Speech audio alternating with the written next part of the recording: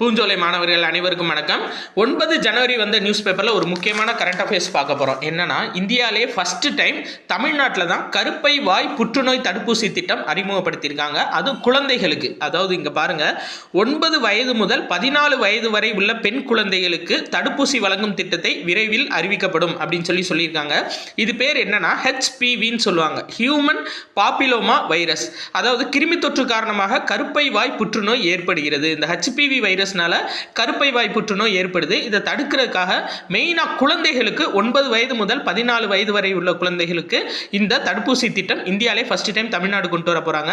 இது பாருங்க, தமிழகத்திலே தர்மபுரி மற்றும் பெரம்பலூர் இந்த 2 மாவட்டங்கள் தான் இந்த கருப்பை வாய் புற்றுநோய் பாதிக்கப்பட்டவங்க அதிகமாக இருக்காங்க. ஸோ ஃபர்ஸ்ட் அங்கே ஆரம்பிக்க போறாங்க. பிளஸ் கூடுதலாக 4 மாவட்டம் என்ன அப்படின்னா திருவண்ணாமலை, அரியலூர். அப்போ திருவண்ணாமலை, அரியலூர், பெரம்பலூர், தர்மபுரி இந்த 4 மாவட்டங்களில் கருப்பை வாய் புற்றுநோய் தடுப்பூசி திட்டம் அறிமுகப்படுத்த போறாங்க. HPV human papilloma virus. இதுக்காக மொத்தம் 38 கோடி ரூபாயை தமிழ்நாடு அரசு ஒதுக்கியிருக்காங்க. ஸோ இது ஒரு முக்கியமான கரண்ட் அஃபேர்ஸ், கண்டிப்பாக பார்த்துக்கங்கப்பா. நன்றி.